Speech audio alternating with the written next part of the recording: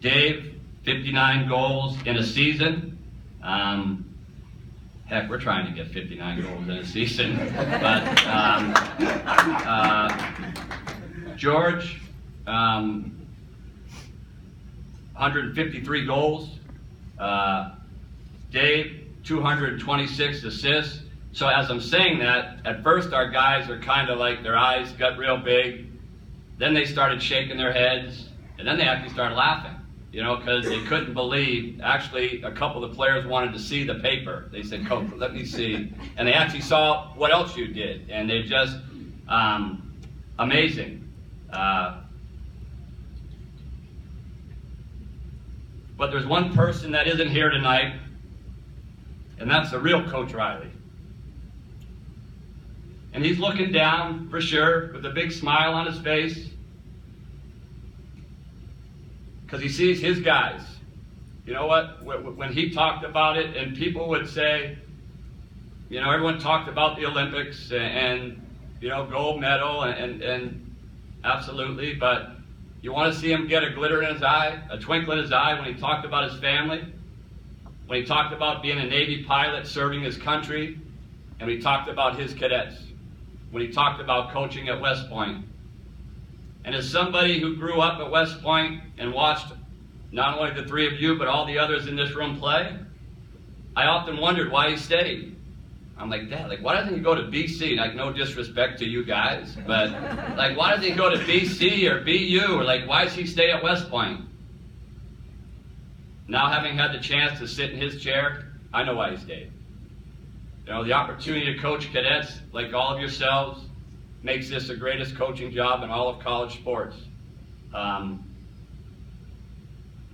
So when I told him about this evening, it was about a month ago,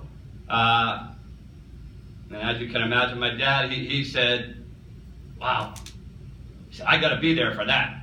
And I'm like, all right, Dad, you know what, we'll get you there for that. You'll be there. And he also said, you know what, Bri, they got it right. Those are the three best players that I ever coached. So he knew that the three guys, that the three of you, Dave, George, and Dave, you were the right guys. Told stories about each of you. They're all pretty good, right? Dave, he talked about his recruiting visit. I think he put on his good Irish Catholic charm to try to impress your mother. So, yeah. He said the prayer at the meal. Yeah, he tried. Well, you know what? It worked, right? It worked. I don't think I ever heard him say a prayer. But you know what? Obviously, he wanted you. George, he told me that my mom, when she met you, said, Jack, this guy's going to be a player for you. And she was the smartest one in the family, so she was right on with that. Dave, he talked about your family, and then he talked about the RMC game where Army hockey almost came to an end. I was actually at that game. Army RMC, like Bones, yes, you were involved in that too.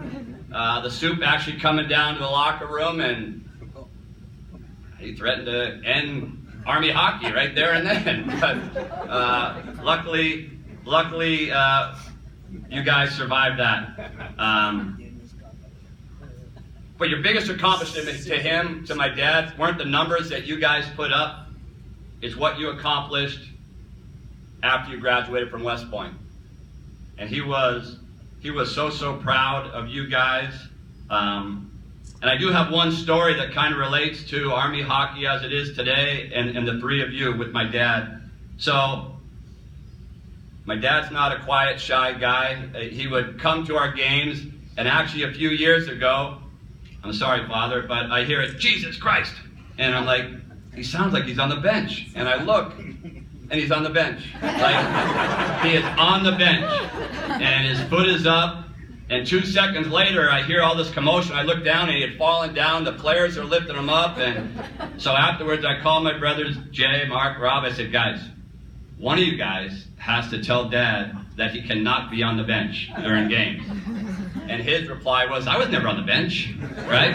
So, but anyway, then he would come to the house, And he'd be at the house, and I knew what was coming. You know, he'd talk about this. Why'd this guy do that? Why'd that guy do that? And I'm like, Dad, I didn't tell him to do that. Like, I don't know why he did it, but it would always eventually get to the power play.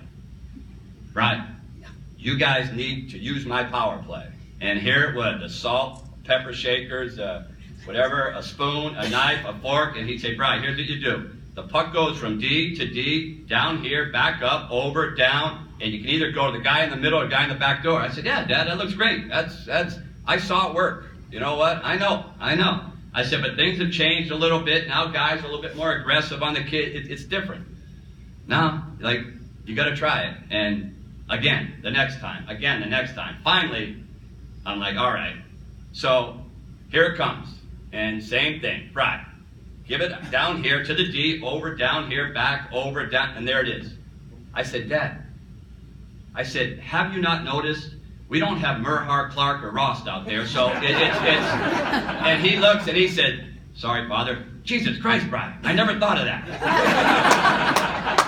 But then 2 seconds later, he said, you still should try it. Okay? So, but really, this is a great time for Army hockey. We're excited about where this team is and more importantly, where it's going. But tonight is about Dave Merhar, George Clark, Dave Rost. And we're so proud of you to be able to see your names hanging from the rafters forever. I know personally speaking, as somebody who grew up watching you, I'll be able to think about all the times I saw you guys at Smith Rink doing what you did. And if my dad was here today, you know what? First, he'd give each of you guys a hug, and he'd say, well done. Thank you very much.